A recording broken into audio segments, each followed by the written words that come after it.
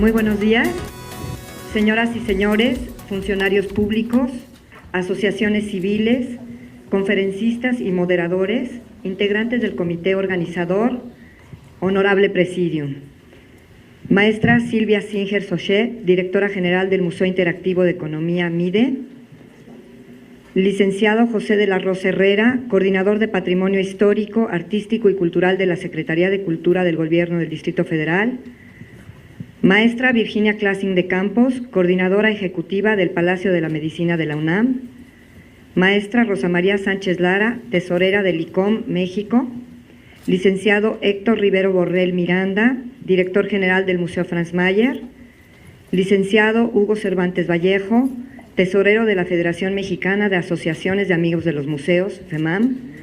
Antropólogo Lucio Lara Plata, coordinador del Simposio Gestión y Políticas Culturales. Nos es muy grato darles la bienvenida a la primera edición del simposio en el que el día de hoy se abordarán los temas Museos y Rentabilidad Social y los Museos y la Economía Global. Cabe mencionar que este primer simposio tiene como título o como nombre genérico Gestión y Políticas Culturales. En esta primera edición se tratará el tema de museos y economía y es por ello que los primeros dos temas este día serán los que acabo de comentar. Para el día de mañana se tratará el tema de administración, financiamiento y procuración de fondos e infraestructura museal y planificación urbana. En esta primera edición, el tema central será museos y economía, como antes mencioné, cuyo propósito radica en fortalecer el potencial de la museología como generadora de políticas públicas culturales. El encuentro contará con diversas actividades como mesas de trabajo y talleres. En el caso de las mesas, las conferencias estarán a cargo de expertos, quienes expondrán sus reflexiones y análisis sobre los temas señalados. Con las conclusiones obtenidas, se prevé una publicación que sistematice el conjunto de las aportaciones. La primera mesa será Museos y Rentabilidad Social. Contará con la participación de la maestra Silvia Singer Sochet, la maestra Virginia Classing, Adrián Higuera Ruiz Sánchez, una servidora, el maestro Gerardo Estrada y el maestro Alejandro Mariano. La segunda mesa, Museos y Economía Global, en ella expondrá el maestro Juan Antonio Siller, José Enrique Ortiz Lanz, Alejandro Sabido, Eduardo Cruz Vázquez y la maestra Lourdes Torrent. Para el 25 de octubre se contará con las mesas Administración, Financiamiento y Procuración de Fondos a cargo de María Montserrat Sánchez Soler, la maestra Iris de Yanira Macías López, maestra Hilda Trujillo Soto y el maestro Eduardo Ziegler. En la mesa 4, los especialistas, maestro Edgar Alejandro Ramírez Soto, maestro Mauricio Trápaga Delfín, maestro Gerardo Palma Montes y el maestro antropólogo Lucio Lara abordarán el tema infraestructura museal y planificación urbana. Para el viernes están programados dos talleres. El primer taller será diseño de espacios museísticos a cargo del maestro Alfredo Romero Campos y el segundo taller que será gerencia y manejo de operación de museos a cargo del antropólogo Lucio Lara. El coloquio Gestión y Políticas Culturales es convocado por 14 organismos, tanto instituciones públicas como instituciones privadas y ONGs. Estos son el Centro Iberoamericano de Estudios Superiores para el Desarrollo, CIESDE, Consejo Internacional de Museos, ICOM, México, Museo Franz Mayer, Secretaría de Cultura del Gobierno del Distrito Federal, Federación Mexicana de Asociaciones de Amigos de los Museos, FEMAM, Consejo Nacional para la Cultura y las Artes, CONACULTA, Instituto Nacional de Antropología e Historia, INA, Museo Casa Estudio Diego Rivera y Frida Kahlo, Instituto Nacional de Bellas Artes, INBA, Museo Interactivo de Economía, MIDE, Museo de Memoria de Tlaxcala, Facultad de Arquitectura de la Universidad Nacional Autónoma de México, Palacio de la Escuela de Medicina, Universidad Nacional Autónoma de México, Instituto Veracruzano de Cultura, IBEC, Secretaría de Cultura del Estado de Morelos, Promoción Museológica SC Promuseo y Fundación Cultural Mongo AC. A continuación, Tengo el agrado de presentar a ustedes los funcionarios de las instituciones y organismos integrantes del comité organizador.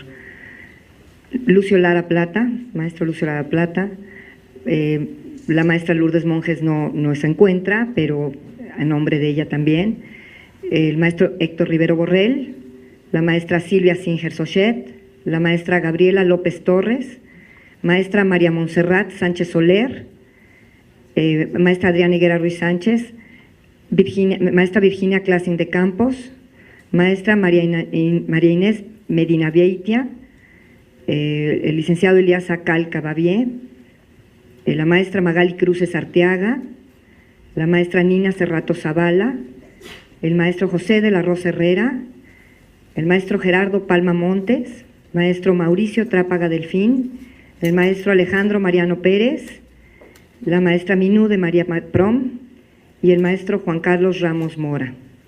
Cedo la palabra al honorable presidium. Por favor, maestra Silvia Singer Sochet.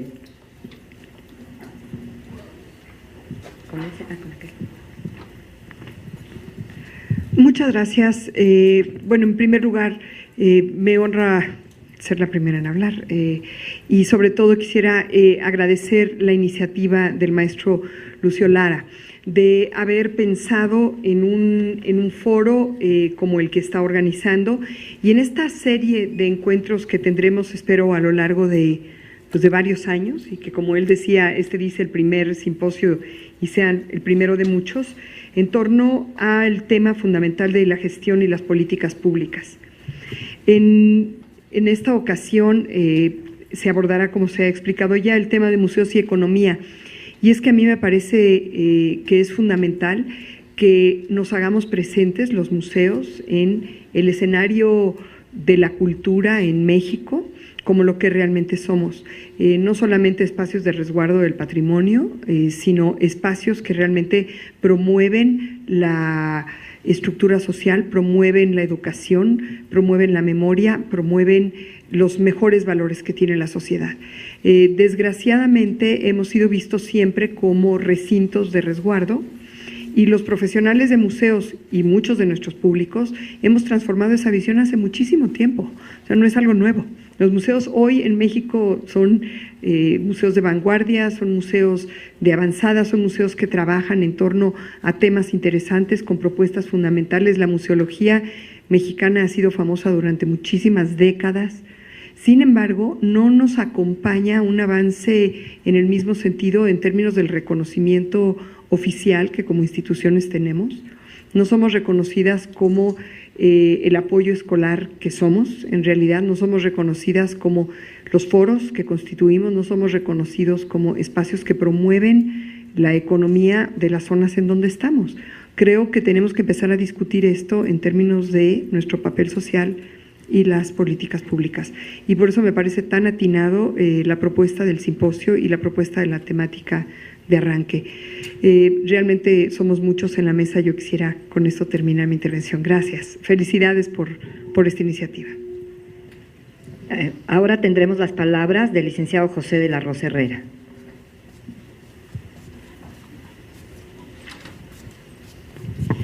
Gracias, muy buenos días, en especial al maestro Héctor Rivero, que es nuestro anfitrión en este espacio histórico y museístico importantísimo de la Ciudad de México. Queridos compañeros del Presidium, felicidades a Lucio Lara, que siempre es un enjundioso promotor y gestor cultural, y esta es una muestra de su trabajo tan creativo. Les transmito también el saludo de Nina Cerratos, secretaria de Cultura de la Ciudad de México. Es un tema que nos interesa particularmente, esta gran poligonal que significa el universo cultural de la ciudad, con un ejercicio de reflexión como el que tendremos estos días, seguramente hará grandes aportaciones a la vida cultural de la ciudad. Y decía la maestra Singer, y creo que esta parte, entre tantas que comentó, son importantes, es el papel social del museo. Nosotros, como Ciudad de México, saben ustedes, estamos en uno de los récords más importantes a nivel mundial. Tenemos 153 recintos a lo largo de toda la ciudad. Algunas zonas, como es el centro histórico, con una mayor concentración, pero al mismo tiempo con una oferta muy diversa, muy sólida. Efectivamente, también la Escuela Mexicana de Museología a lo largo de décadas ha hecho grandes aportaciones al mundo. Seguiremos seguramente avanzando en este tema, pero saliendo de estos muros de los museos, más allá, en efecto, de resguardar el patrimonio, ¿cómo nos conectamos con la realidad cotidiana? En la ciudad existe un programa que se llama Noche de Museos, que tiene una inercia, pero esa inercia se ha dado justo porque también esta poligonal del centro histórico permite generar estos corredores, pero la ciudad también como un gran espacio museístico. Madero, por ejemplo, que recientemente fue abierta como una zona peatonal, nos permite visitar el Estanquillo, el Palacio de Iturbide, pero también disfrutar el gran acervo monumental de patrimonio histórico que tiene la ciudad. Este es, digamos, el escenario. Tenemos también un programa muy importante, yo creo que en algún momento podríamos tener la posibilidad de platicar. Incorporamos en el ciclo escolar 2011-2012 a los programas de secundaria de la Ciudad de México la asignatura de Patrimonio Cultural y Natural de la ciudad. A la fecha contamos con más de 26,000 alumnos en esta asignatura y creo que, y lo comentábamos un poco en corredores con los distinguidos miembros de la FEMAM, cómo conectamos desde esta perspectiva social el papel del museo con los jóvenes que están en formación y sobre todo de las zonas menos favorecidas. Hacer del museo cada día más un espacio vivo, un espacio comprometido. En el temario hay otro tema que a veces para quienes nos dedicamos a la cultura queda un poco ajeno, el entorno, el desarrollo urbano. Si hablamos de economía desde la perspectiva del museo, en algún momento, y es una de las vocaciones naturales, tenemos que reflexionar el papel del turismo cultural, que es parte de lo que le da sustentabilidad y donde cumple su función de difusión, de investigación, de conservación, de formación que el museo per se maneja. Y si queremos, y necesariamente es la vocación del museo de estar abierto al público y generar mayores públicos, bueno, ¿qué efectos tiene una visita masiva? ¿Qué desastres a veces en algunas regiones de naturaleza, de carácter natural y otros antropogénicos en los que debemos estar muy cuidadosos para que los bienes culturales que resguardamos estén bien conservados, pero tengan una difusión enorme? Pues son muchos temas. Agradecemos que nos hayan invitado como Ciudad de México a participar y pues siempre la Ciudad de México está a sus órdenes para tener estas grandes complicidades en materia de cultura. Felicidades. Muchas gracias. Cedemos ahora la palabra a la maestra Virginia Classing de Campos, coordinadora ejecutiva del Palacio de la Medicina de la UNAM. Sí, muy buenos días a todos ustedes. Héctor, muchas gracias por recibirnos en este maravilloso recinto, y a Lucio por su extraordinaria iniciativa que nos tiene a todos reunidos esta mañana para hablar de temas importantísimos en este mundo en el que vivimos, sobre todo hablar sobre cultura, economía, rentabilidad social y políticas culturales. Yo quisiera estar aquí a nombre de la Universidad Nacional Autónoma de México, que fue lo que me pidió Lucio que representara este día a la UNAM. Yo pertenezco a la Facultad de Medicina de la UNAM y mi recinto se rige por la Facultad de Medicina. Yo estoy en el Palacio de la Escuela de Medicina. Yo creo que hablar de la economía y la cultura en estos momentos es importantísimo. Es decir, manejar cifras duras, saber en dónde nos estamos moviendo y por qué lo estamos haciendo. Yo estuve hojeando una serie de libros relacionados con esto y nada más les quisiera dar brevísimos datos. ¿Cuánto representa para el Producto Interno Bruto del país una cultura? El maestro Piedras dice que en México representa la cultura que está legalizada el 5% del Producto Interno Bruto. Pero si integramos aquella cultura, aquello que se vende en el mercado que no está legalizado, sería hasta el 7%. Hay países en que lo que es el PIB en relación a la cultura representa más del 8%. Uno de los ejemplos que más a mí ha impresionado siempre es Francia, es decir, el número de trabajos que se generan por la cultura. Entonces, tenemos también el número de visitantes que llegan a Francia, que no solamente hacen el turismo de playa, etcétera, etcétera, pero que llevan a cabo el turismo cultural. De los 300 millones de visitantes que Francia recibe como turistas, más del 30% tienen una visita a un espacio cultural. Entonces entendemos que lo que sería la rentabilidad social va más allá de lo que nosotros estamos acostumbrados a pensar en nuestro pequeño entorno o en nuestro entorno social.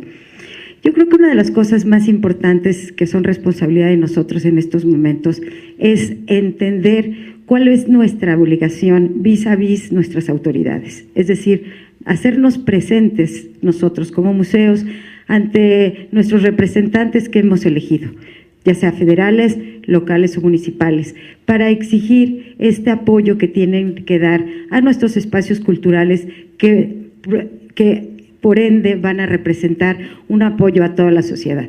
Yo nada más quiero terminar con un ejemplo que viví durante 3 años y eso pues me encantaría comentarlo con las gentes del gobierno del Distrito Federal. En la ciudad de San Francisco, los visitantes, que es una ciudad de turistas, no solamente llegan para ver la ciudad, sino porque hay una enorme y una cantidad de conferencias, de congresos, de una gran envergadura que son a nivel internacional. Los hoteles agregan un 2% de impuesto a los visitantes de San Francisco y ese 2% de impuesto genera una gran bolsa que posteriormente se reparte en las actividades culturales del condado. Entonces, siempre llegar a dar a conocer estas informaciones que nosotros hemos convivido sería muy importante, porque lo que sí necesitaremos y necesitamos siempre es un apoyo de nuestras autoridades locales en este caso, pero también federales. Así es que muchas gracias. Yo creo, Lucio, que tendremos que hablar mucho sobre el tema. Tenemos grandes ejemplos de Europa de cómo han trabajado todo esto y cómo la Unión Europea para ellos es determinante el número de personas que trabajan en el sector cultura. Así es que yo deseo que este sea el primero de muchos de los simposios que podemos tener aquí con nuestro querido amigo Héctor o en otros sitios. Así es que muchas gracias y les deseo lo mejor a todos los ponentes. Muchas gracias por la invitación. Gracias. A continuación, la participación del licenciado Hugo Cervantes Vallejo, tesorero de la Federación Mexicana de Asociaciones de Amigos de los Museos, FEMAM. Muy buenos días. En nombre de Elías Acal, presidente de la Federación, me ha pedido que les transmita un saludo a todos aquí en el presidio, que desee éxito en estas jornadas, agradecerle al público su asistencia. Y me ha pedido también que les transmita a ustedes cuál es la participación de FEMAM y qué es FEMAM, en un breve resumen. FEMAM es la Federación Amigos de Museos. Aglutinamos a las diferentes patronatos de los museos que apoyan en diferentes instituciones y representamos a México ante la Federación Mundial de Amigos de Museos, con sede en Bruselas.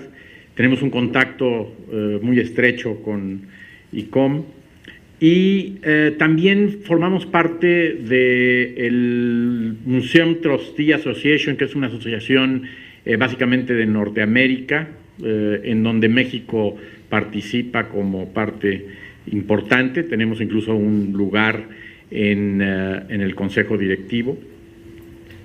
Y lo que hacemos básicamente es apoyar a los diferentes patronatos. México, a diferencia de otros países, ha sido el Estado el que ha tenido la intervención de los museos, creándolos y manteniéndolos, y hasta hace relativamente poco la sociedad civil en México ha venido participando y lo viene haciendo cada vez más.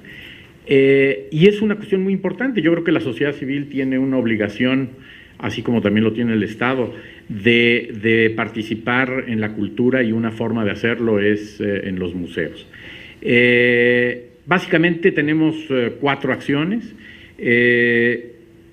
Tenemos un fondo cultural en donde llevamos a niños que no podrían ir a museos en otras circunstancias, niños que no tienen los recursos económicos para pagar el transporte, para pagar la entrada al museo. Coordinamos nosotros el llevar a estos niños, pagamos con recursos de la Federación el transporte y hemos llevado alrededor de 8,000 niños hasta ahora y el plan es en el próximo año el llevar un total de 20,000, es decir, en el año 2012 y principios del 13 llevaremos 20,000 niños a los museos. Esta es una forma de dejar una semilla en estos niños de la importancia que tienen estos recintos y niños que de otra forma no podrían asistir. Otra parte que realizamos en FEMAM es un premio anual. Este año se le entregará a la familia Harp y al maestro Rufino Tamayo in memoriam. Cada año se escogen tanto una institución o una persona que ha ayudado a museos y por el otro lado se escoge a un artista que también, además de ser creador, ha tenido la iniciativa de o formar o de ayudar a que un museo se forme. Ya lo hemos hecho esto durante 4 o 5 años. Este año se entregará el premio en unos cuantos días, el día 12 de noviembre, a estas 2 personas. Por otro lado, tenemos un programa académico en donde cada año se hace un congreso, en donde invitamos a todos los miembros de los patronatos y procuramos llevar expositores y procuramos transmitir qué cuestiones pueden ser importantes para los patronatos, tanto jurídicamente, contablemente, cómo acercarse fondos, cómo organizarse. Y obviamente cada año estamos tratando de que más patronatos formen parte de la asociación.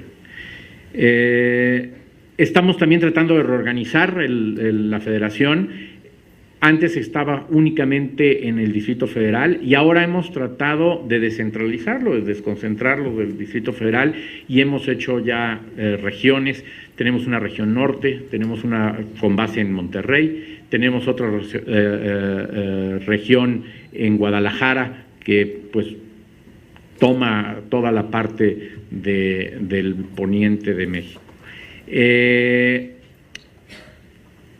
Insisto en que cada día más la sociedad civil debe de tener una participación mayor y esa es básicamente lo que nosotros procuramos hacer. Deseo lo mejor en estas jornadas y me da mucho gusto haber estado aquí con ustedes esta mañana. Muchas gracias.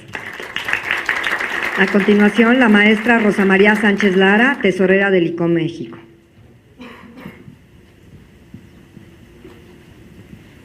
Buenos días a nuestro público, a los integrantes de esta mesa, amigos, compañeros de trabajo de mucho tiempo atrás.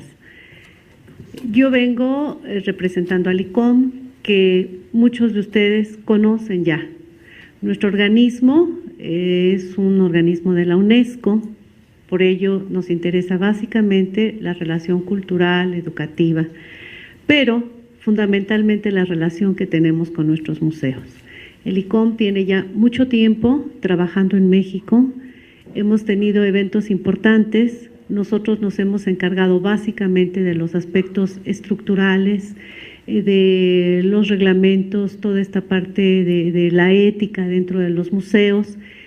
Y tal como decía Silvia Singer, sabemos que tenemos un avance en el campo de la museología ya de tiempo atrás, que se ha reconocido de repente como que vamos perdiendo el rumbo y creo que tenemos que retomarlo. Tenemos los museos, tenemos las instituciones, tenemos a la gente que cada vez vamos creciendo. Y lo importante es no perder este eslabón de los aspectos de la economía y la sustentabilidad. En la medida en la que estos aspectos administrativos puedan hacerse más sólidos dentro de nuestros museos, también nuestras instituciones continuarán creciendo. En los aspectos teóricos, en los aspectos de museografía, vamos muy a la vanguardia, sabemos esto, además lo ostentamos con un gran orgullo y gusto. Lo importante entonces es que este tipo de foros puedan despertar esta conciencia, puedan encontrar soluciones de alguna manera. Esperamos además que no sea un foro más, esperamos la participación de todos ustedes, esperamos que a partir de las conclusiones pueda existir la idea de un crecimiento en los museos, especialmente en estos aspectos administrativos, que son de gran importancia. Ya no quiero extenderme demasiado porque todavía falta muchos compañeros por hablar, tenemos mucho que decir todavía. Y bueno, simplemente les dejo un saludo de Lourdes Monjes, nuestra presidenta. Ella envía también un saludo afectuoso a Héctor Rivero Borrell, que en tantas ocasiones nos abre las puertas de este museo. A Lucio Lara, también organizador de este evento y que bueno, ya también sabemos de tiempo atrás que ha manejado mucho de estos aspectos de la museología. Bienvenidos y mil gracias. Buenos días. A continuación, cedemos la palabra al antropólogo Lucio Lara, coordinador del Simposio Gestión y Políticas Culturales. Buenos días a todos. Muchísimas gracias por estar aquí en el día del inicio de las actividades del simposio. Yo quiero aprovechar este espacio para agradecerle a mis compañeros, a mis colegas, maestros, a mis amigos que veo aquí en el auditorio, el apoyo brindado para hacer esta reunión. Platiqué con ellos, les comenté la idea y evidentemente se mostraron muy interesados en apoyarnos. Y déjenme decirles que a mí me da mucho gusto porque pues en esta comunidad de la gente que trabajamos en el campo de la gestión cultural, los museos, somos núcleos reducidos y nos conocemos la mayoría. Y a mí me da gusto que este tipo de reuniones puedan ser la oportunidad para que platiquemos, intercambiemos puntos de vista y pasemos a trazarnos algunos puntos relacionados con una agenda de trabajo en la acción. Ese es uno de los objetivos de este simposio, que a partir de lo que planteemos, de las conclusiones a las que lleguemos, podamos generar instrumentos de política museológica. A mí me da la impresión de que en el país la museología básicamente todavía se encuentra en un estado embrionario, teórico, sin mucha investigación, no hay muchos investigadores en el campo de los museos, y esto pues ha impedido que de alguna manera se exploren de manera sistemática, profunda y continua temas como de la gestión cultural con el museo, los museos y la economía, las políticas culturales y los museos, etcétera. Hay todavía temas pendientes en términos de investigación.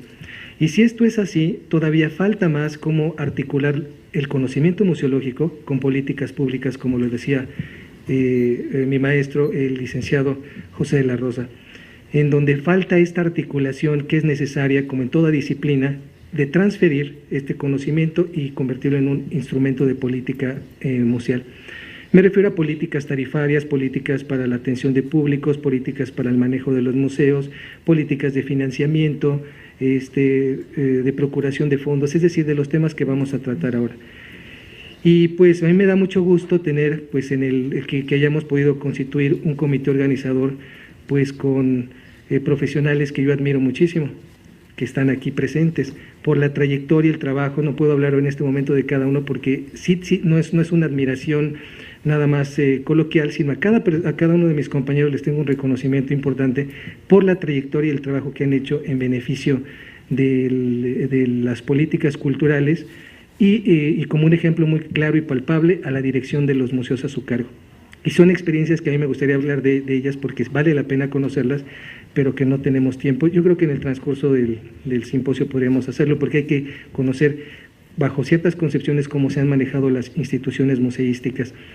Y por otro lado, pues que a partir de estos planteamientos podamos llegar a la publicación de un libro en donde se plasmen los planteamientos de los expertos que van a participar aquí y que nos sirvan, repito, como instrumento para la formulación de políticas museológicas que tengan un impacto evidentemente en lo museográfico, en lo curatorial, en el financiamiento, en otros campos. Creo que esta sería nuestra gran aportación como grupo, no tener una reunión solamente para decir fui a escuchar a gente que sabe, desarrollé ciertos planteamientos, hice propuestas y ahí nos quedamos, sino que podamos trascender esos puntos y creo que no es complicado. Así es que a mí me dará mucho gusto que tanto la participación de los expertos, nuestros compañeros, ustedes también que son expertos que en otros campos del conocimiento, incluso veo también que hay compañeros que han trabajado temas de la museología, que han sido directores de instituciones de museos y galerías, que todos juntos como grupo pues podamos arribar a este nivel de construcción colectiva de conocimientos y de propuestas. Ese es mi deseo y repito, les agradezco mucho a mis compañeros su apoyo, su entusiasmo y algo que hay que destacar, el compromiso manifiesto y explícito para que esto se pudiera llevar a cabo.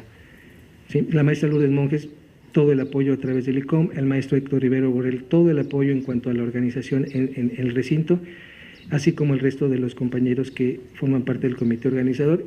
Y repito, si los admiro es por algo, porque se pudo concretar la maestra Gabriela López por parte del Museo Nacional de las Culturas del Instituto de Naciones de Antropología e Historia.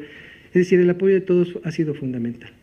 Y eso vale mucho la pena porque cuando nos trabajamos en procurar un objetivo común, lo podemos conseguir de manera profesional, concreta y ofreciendo un producto de calidad, porque este simposio es un producto que procuramos que sea de la mejor calidad para todos nosotros. Muchas gracias. Por último, cedemos la palabra al licenciado Héctor Rivero Borrell, director general del Museo Franz Mayer, sede de nuestro evento, quien nos brindará algunas palabras y llevará a cabo la inauguración del simposio. Bueno, más que palabras, compañeros del Presidium, quizás debo empezar agradeciendo a todos sus paciencia porque no contábamos que hoy en la mañana iba a haber un corte de energía eléctrica que nos retrasó un poquito el evento. Esperemos que ya no vuelva a suceder. Y creo que ya se dijo mucho en cuanto a las expectativas de este esfuerzo. Quiero de veras agradecerle a Lucio Lara que desde el momento que se acercó a algunos de nosotros y nos planteó la idea, la verdad una idea muy interesante, pero sí quiero destacar nuevamente, porque ya lo hemos hecho varios, que de esta buena idea que fue, digamos, evidentemente creciendo, que se fue desarrollando y que logró aglutinar a una serie de expertos, pero también yo diría instituciones, que cada quien fue poniendo su granito de arena para construirlo y que, bueno, como nos decía ahorita el maestro Lara, es un producto realmente de calidad que seguramente nos va a dejar a todos muchos beneficios. No me resta más que agradecer a todos su presencia. Creo que también los que estamos asistiendo a esto también lo hacemos grande. Y por supuesto simplemente declararlo inaugurado y deseando que sea de veras para todos de mucho provecho. Gracias a todos los compañeros de aquí en la mesa.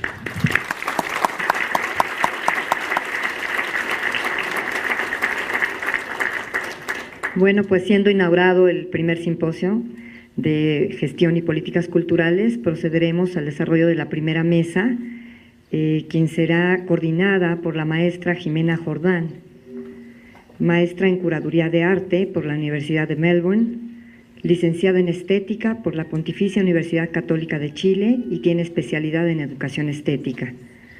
La maestra Jordán es originaria de Viña del Mar, ciudad costera ubicada en la zona central de Chile, en la que vive en forma permanente hasta concluir la enseñanza preparatoria. Desde muy joven y paralelamente a su educación escolar y universitaria, participa en talleres y grupos de danza y de teatro. Cursa sus estudios universitarios en la Pontificia Universidad Católica de Chile. En esta institución completa un pregrado en Ciencias Sociales y Humanidades. Posterior a ello, estudia y aprueba 3 años en la Escuela de Derecho, carrera de la cual se retira por razones estrictamente vocacionales para proseguir estudios de Estética del Arte en la misma institución. El mismo año de su titulación entra a trabajar al Departamento de Educación del Museo Chileno de Arte Precolombino, institución donde ejerce casi 4 años. Posterior a ello, reside en Australia por 3 años y medio. En ese país, entre otras cosas, trabaja en un centro de arte aborigen ubicado en una comunidad indígena del desierto central australiano y posterior a ello obtiene su grado de maestría de la Universidad de Melbourne, auspiciada por una beca otorgada por el gobierno chileno. La maestra Jordán llega hace 1 año a México a cursar un seminario de especialización profesional en educación estética. Actualmente, Jimena reside en la Ciudad de México y es profesora titular de la Universidad de la Comunicación, ubicada en la Colonia Roma. Asimismo, realiza seminarios de especialización profesional a través del Consejo Nacional para la Cultura y las Artes, CONACULTA. También lleva a cabo curadurías de exposiciones de artistas emergentes. Para darle continuidad a su formación profesional en México, la maestra Jordán cursa seminarios semestrales de posgrado en la Universidad Nacional Autónoma de México. Es columnista mensual de una revista cultural virtual, siendo sus temas principales la representación indígena, la educación estética y la sociología del arte. A continuación iniciamos entonces.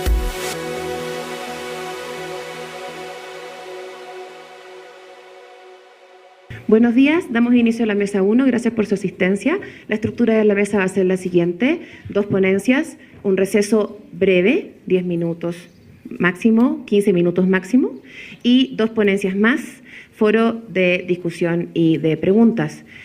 Por favor, quienes tengan comentarios o temas de discusión o preguntas, anótenlos, porque esos temas van a poder ser expuestos por ustedes una vez que la mesa haya terminado. Entonces, para efectos de memoria, tomen nota, y después el foro, la idea es que los asistentes, la audiencia, participe tanto como los ponentes, ¿sí? Me dispongo a presentar a la primera ponente, es la maestra Silvia Singer. Ok, ese cambio lo hicieron recién. El primer ponente es el maestro Gerardo Estrada. Muchas gracias por la notificación. El maestro Gerardo Estrada fue director general del Instituto Nacional de Bellas Artes, fue coordinador de difusión de la Universidad Nacional Autónoma de México, actualmente es director del Festival de la Ciudad de México y es profesor de la Facultad de Ciencias Políticas de la Universidad Nacional Autónoma de México. Cedo la palabra. Gracias, maestro. Muchas gracias, muy buenos días. En realidad no voy a tomar mucho tiempo, porque lo que yo tengo que decir sobre el tema al que nos han convocado es bastante concreto. Yo diría que hablar del tema de la mesa, y lo leo para museos y rentabilidad social, es un tema absolutamente, digamos, novedoso y que es producto de los últimos años. Si uno piensa en la historia de los museos, no nacieron para ser rentables en ningún sentido. Los museos nacieron con otros fines. Nadie se le ocurriría que los museos tenían que tener, para empezar, una utilidad práctica, ¿no?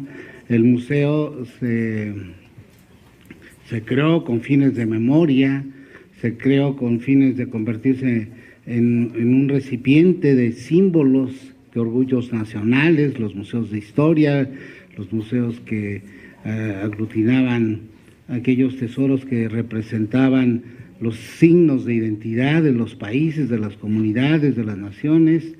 Después surgió el Museo de Arte, ya para atesorar aquello que tenía un valor y que los movimientos sociales, concretamente estoy refiriéndome a la experiencia del nacimiento del Museo del Louvre alrededor de la Revolución Francesa, en donde obviamente estos movimientos sociales, en nombre de los nuevos valores, de las nuevas clases, del nuevo orden social, casi siempre se pretende que hay que destruir el antiguo orden social y por lo tanto reinventar la historia.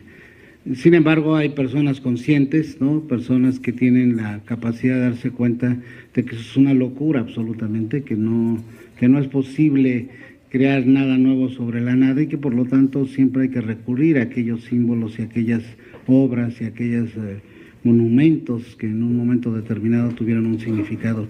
Y esta era la razón de ser de los museos. En nuestro tiempo y sobre todo en los últimos años en nuestro país y seguramente en otras partes del mundo también, dado que los museos en gran parte y sobre todo en los nuestros vienen de una tradición del Estado como conservador, del Estado como patrocinador, y en otros casos, como en la experiencia anglosajona, particularmente en los Estados Unidos, los museos son producto de inversiones privadas, de donaciones privadas, que en un principio también, vuelvo a lo mismo, tuvieron la característica de ser absolutamente sin ninguna espera de ninguna recompensa.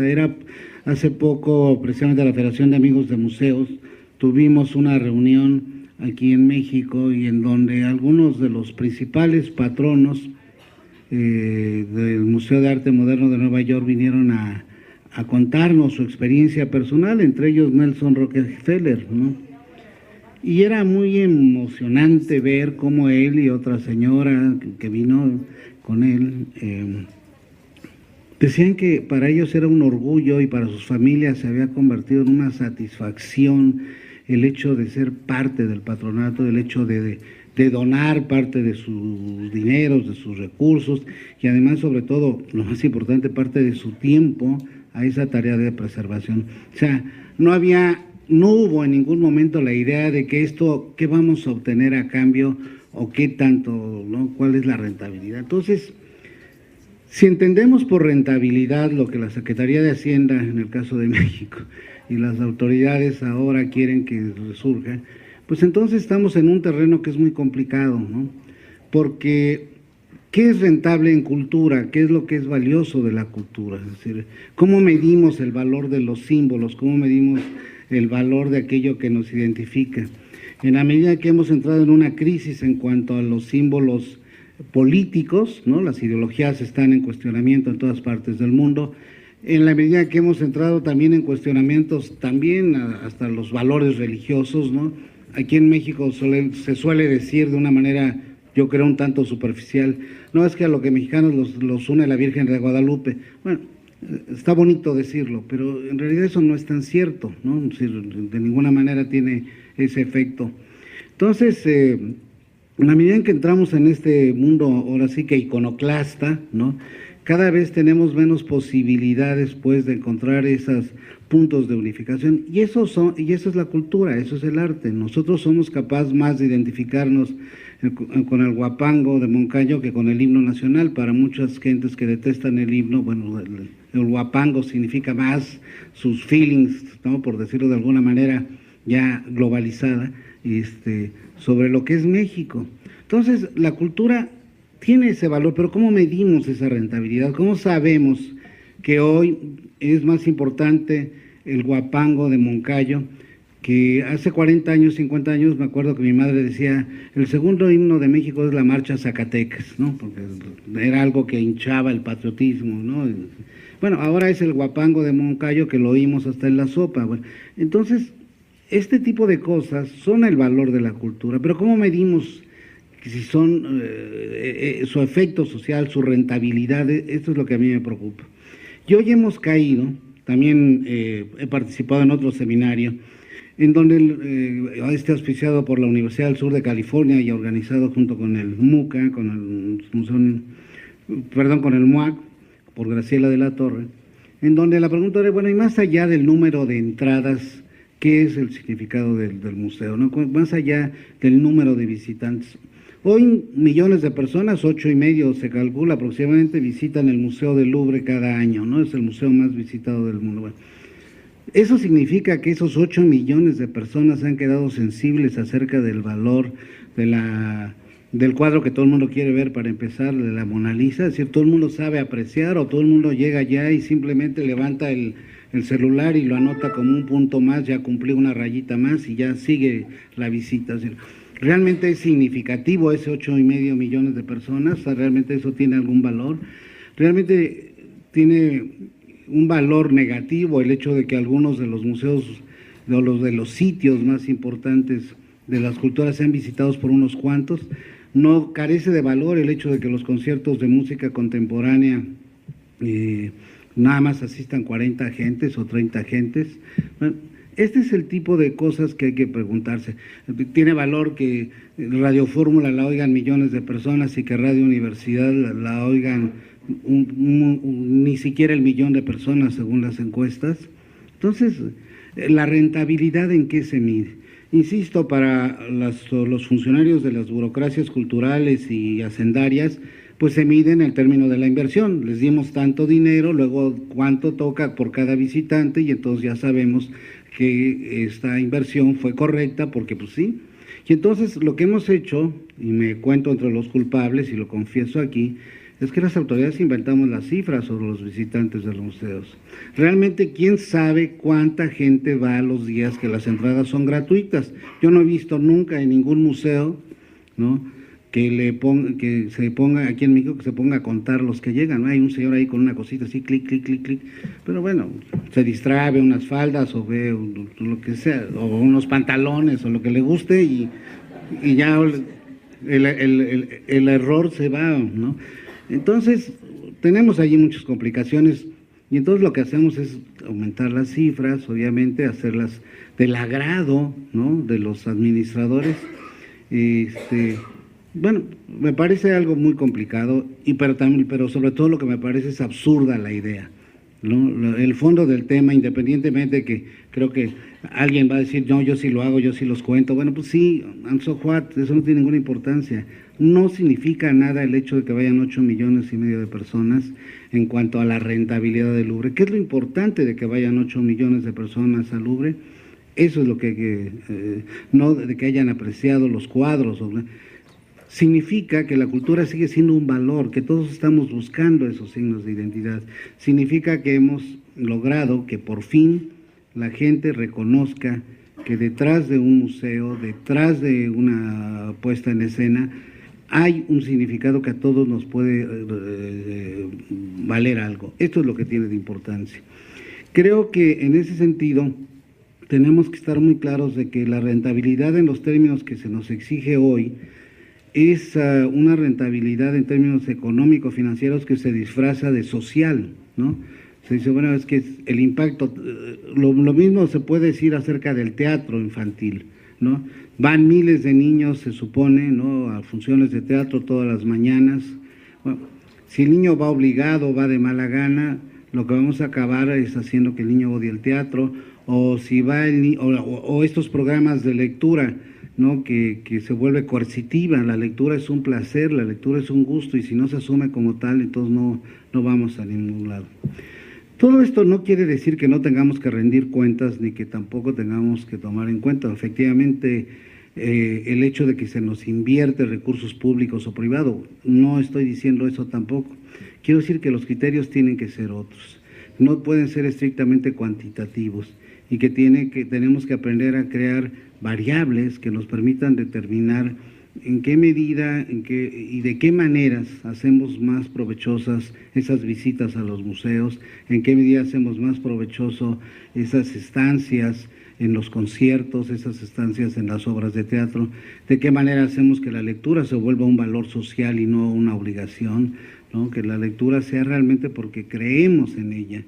Por supuesto que si la lectura se sigue convirtiendo en algo que nos promueve en personas que a leguas se les nota que nunca en la vida han leído, como ciertos comediantes de la televisión, ¿no? Entonces ponen a ciertos personajes, bueno, ¿quién le va a creer después de que la señora Talía le dijo a Juan José Herrera quién es este viejito rabo verde? Pues resulta difícil creerle que Talía lee algo, ¿no? o que ha leído algo, ¿no? Entonces, la gente lo sabe, la gente no es tonta tampoco.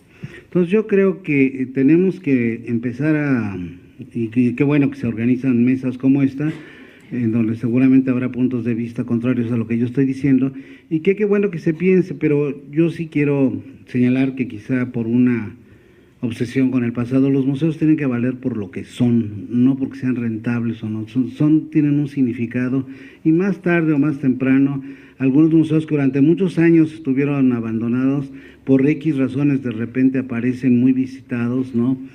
Porque de repente el artista o los artistas que están allí expuestos adquieren un valor, porque de repente se descubrió, se revaloró, qué sé yo, pero eso va pasando con el tiempo. Yo creo que los museos, antes que nada, y como toda obra de cultura y de arte, hay que valorarla por sí mismo, y que la rentabilidad es algo que se dará por añadidura, y eso habrá que convencer a los patronos, habrá que convencer a las autoridades culturales y sobre todo a las financieras de que es una inversión muy importante, una inversión que no es mesurable, que no va a dar resultados a corto plazo. Hoy que el país se enfrenta políticamente, que se enfrenta a estos problemas de delincuencia, ¿cuánta falta nos haría que realmente la cultura se hubiera extendido mucho más? La cultura no hace más buenos a las personas, ni mucho menos, pero cuando menos nos ayuda a ser más tolerantes y a ser más dialogantes. Y en ese sentido, Una visita al museo lo que deja es eso, el espíritu abierto. Esa es la rentabilidad social de un museo. El hecho de que las personas adquieran una nueva sensibilidad, el hecho de que las personas amplíen sus horizontes. ¿Cómo medimos eso? Es una pregunta que le dejo a las autoridades de la Secretaría de Hacienda. Gracias.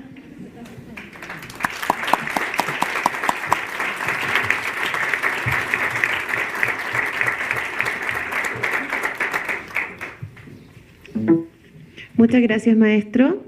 Evidentemente, el tema de cómo valoramos el beneficio cualitativo es siempre una suerte como de conjetura fuerte entre los gestores y promotores culturales. ¿Cómo le damos valor, cómo traducimos en valor económico algo que, como exponía el maestro Estrada, es cualitativo? Bueno.